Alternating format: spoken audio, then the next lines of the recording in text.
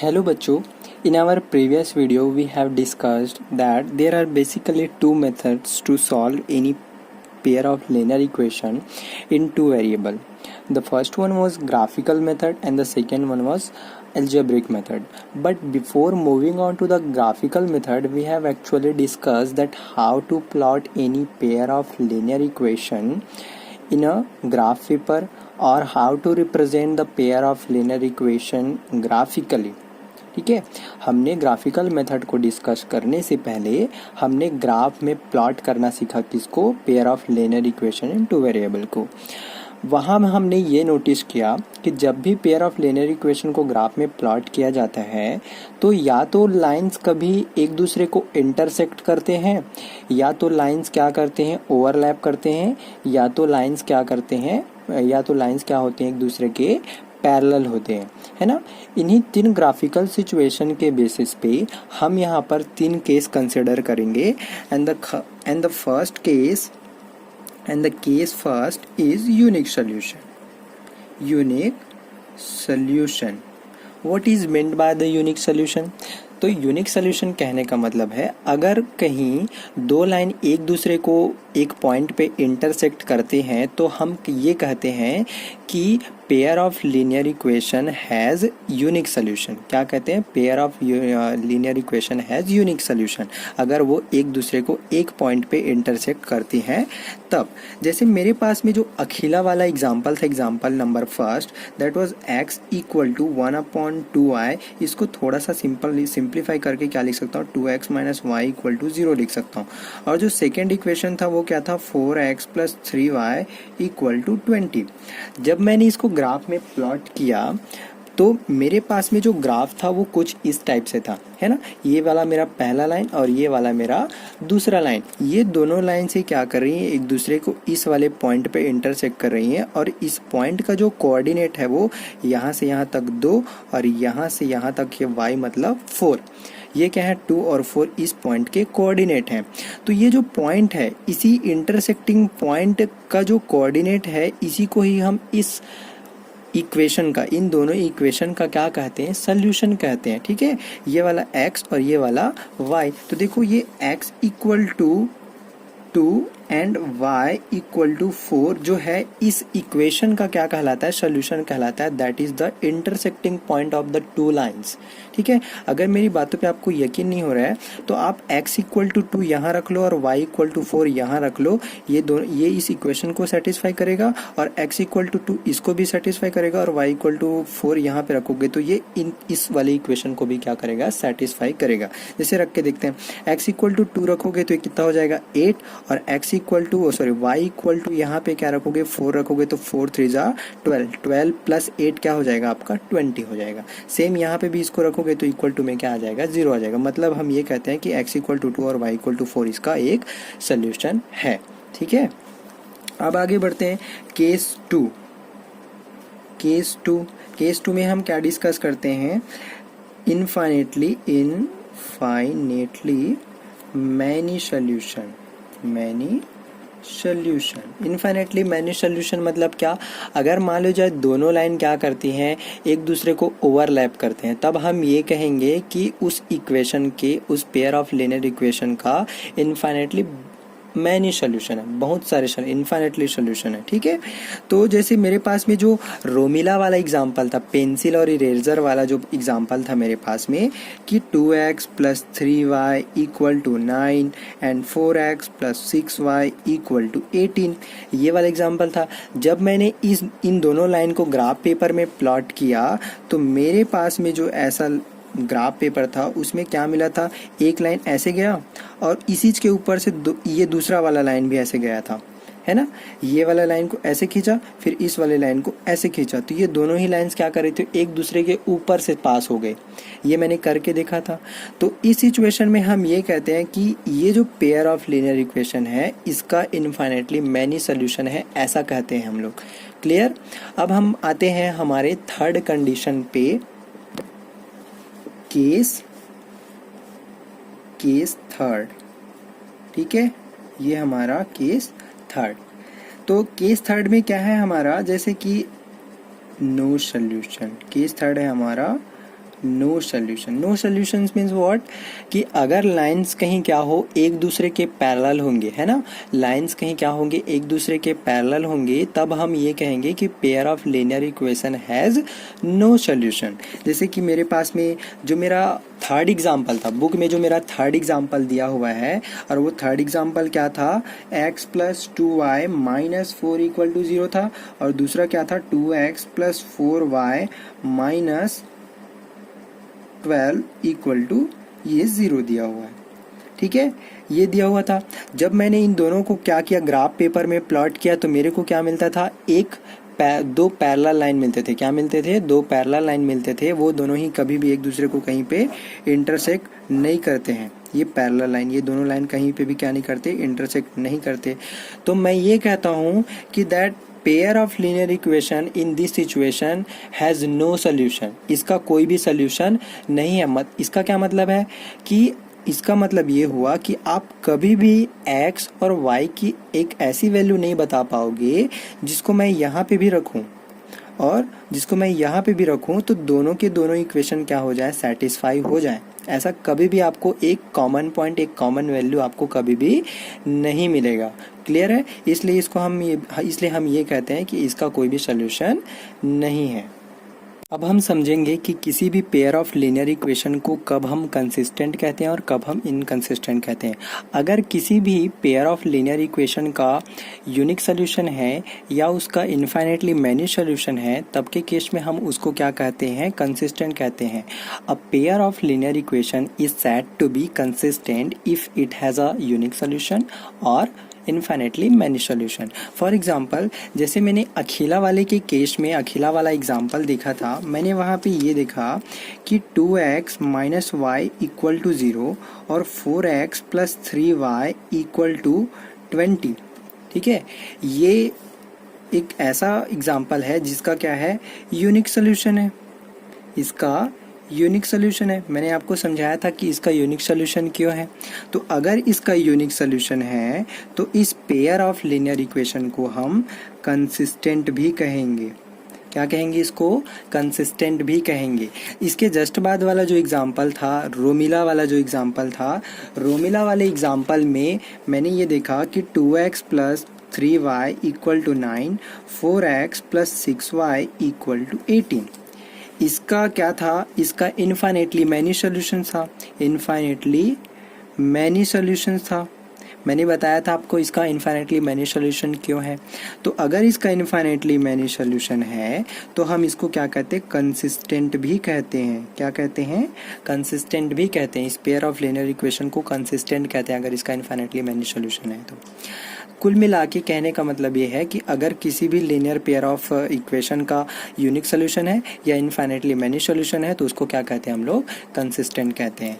लेकिन अगर कहीं कोई ऐसा पेयर ऑफ लीनियर इक्वेशन है जिसका कोई भी सोल्यूशन नहीं है, जिसका क्या है, नो सोल्यूशन है। फॉर एग्जांपल, जैसे एग्जांपल नंबर 3 में रेल वाला जो एग्जांपल मेरे को दिखा था, जिसमें मेरे पास क्या था, x plus 2y minus 4 equal to 0 और 2x plus 4y minus 12 equal to 0। इसके लिए हमने क्या समझा था कि इसका कोई भी सोल्यूशन नहीं है, नो सोल्यूशन। तो अगर किसी इक्वेशन का नो सोल्यूशन हो तो हम उसको क्या कहते हैं, इनकंसिस्टेंट कहते हैं। क्या कहते हैं, inconsistent pair of linear equation कहते हैं। ठीक है, आगे हम कुछ ऐसे मेथड देखेंगे जिसके बेसिस पे हम ये बता पाएंगे कि कोई भी पेयर ऑफ लीनियर इक्वेशन कब इंटरसेक्टिंग लाइन को रिप्रेजेंट करेगा, कब कोइंसाइडेंट लाइन को रिप्रेजेंट करेगा और कब पैरेलल लाइन को रिप्रेजेंट करेगा। ठीक है, सपोज मेरे पास में एक पेयर ऑफ लीनियर इक्वेशन दिया हुआ है, a1x plus b1y plus c1 equal to 0, a2x plus b2y plus c2 equal to 0। Suppose अगर a1 और a2 का रेशियो, ये वाला a1 और a2 का रेशियो इक्वल नहीं है b1 और b2, ये वाला b1 और ये वाले b2 के रेशियो के इक्वल नहीं है, तो इस कंडीशन में अगर आप इसको और इसको ग्राफ पेपर में प्लॉट करोगे, एक ग्राफ पेपर में लाइन खींचोगे, तो जो लाइन मिलेगा वो इंटरसेक्टिंग लाइन मिलेगा। क्या मिलेगा, इंटरसेक्टिंग लाइन मिलेगा। अब इंटरसेक्टिंग लाइन मिल रहा है, इसका मतलब ये हुआ कि इसका एक यूनिक सोल्यूशन होगा। इंटरसेक्टिंग लाइन मतलब क्या? Unique solution. मैंने बताया था अगर लाइन क्या हो, एक दूसरे को एक पॉइंट पे इंटरसेक्ट करते हैं तो एक यूनिक सोल्यूशन होता है। मतलब ये जो हमने लिखा हुआ है, ये जो हमने लिखा है, ये क्या है? इंटरसेक्टिंग लाइन और यूनिक सोल्यूशन होने के लिए कंडीशन है। ठीक है, इसके बाद आती है, मान लो जाए ये A1 और A2 इक्वल है B1 और B2 के। ठीक है, साथ ही साथ ये इक्वल है C1 और C2 के। तब के कंडीशन में जो लाइन, अगर आप इसको ग्राफ पेपर में प्लॉट करोगे, अगर ऐसा है और इसको ऐसा ग्राफ पेपर में प्लॉट करोगे, तो जो लाइन मिलेगा वो आपको क्या मिलेगा? कॉन्साइडेंट लाइन मिलेगा। क्या मिलेगा? कॉन्साइडेंट लाइन मिलेगा। कॉन्साइडेंट लाइन मिलेगा मतलब क्या? कि इन्फाइनेटली मैनी सॉल्यूशन होगा। इन्फाइनेटली मैनी सॉल्यूशन मतलब ये इन्फाइनेटली मैनी सॉल्यूशन और कॉन्साइडेंट लाइन होने के लिए क्या है? कंडीशन है। ठीक है, इसके बाद मान लो जाए क्या हो जाता है, A1 और A2 का रेशियो B1 और B2 के रेशियो के इक्वल तो है, लेकिन वो C1 और C2 के इक्वल नहीं है।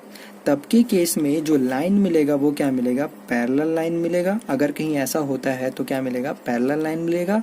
और उस कंडीशन में इसका कोई भी सॉल्यूशन नहीं होगा। तो ये क्या है? नो सॉल्यूशन और पैरेलल लाइन होने के लिए ये कंडीशन है।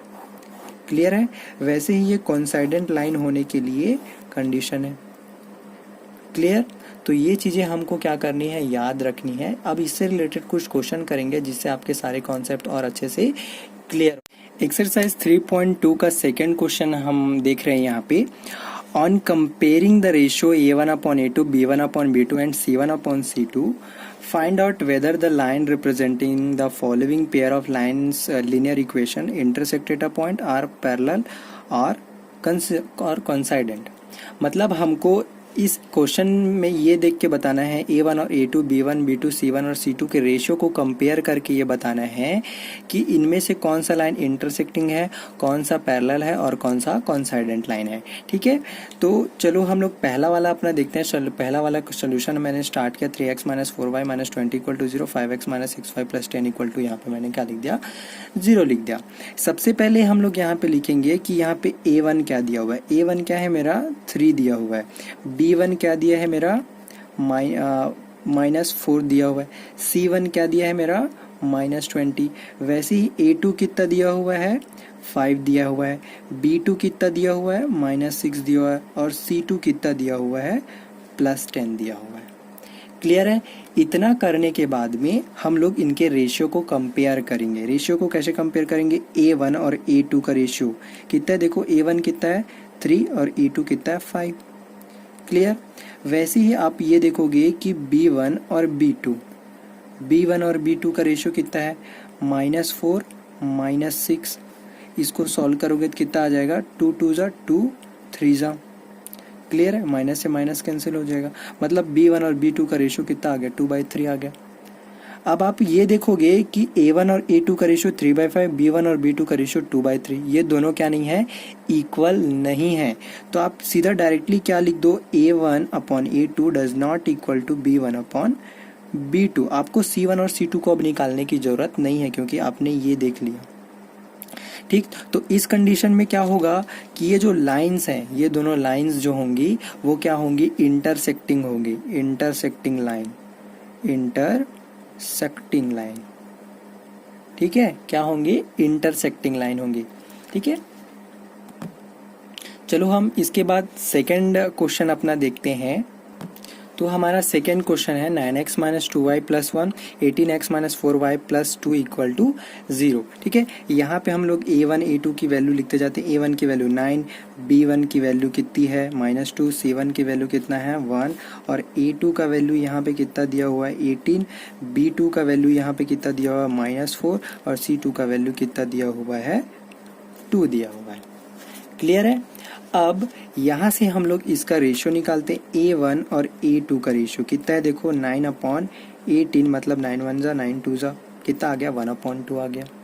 ठीक है। इसके जस्ट बाद क्या निकालेंगे हम लोग, B1 और B2 का रेशियो निकालते। B1 कितना देखो -2 और B2 कितना दिया हुआ है -4 दिया हुआ है। तो माइनस से माइनस कैंसिल, 2 1 ज़ा 2, 2 ज़ा, ठीक है।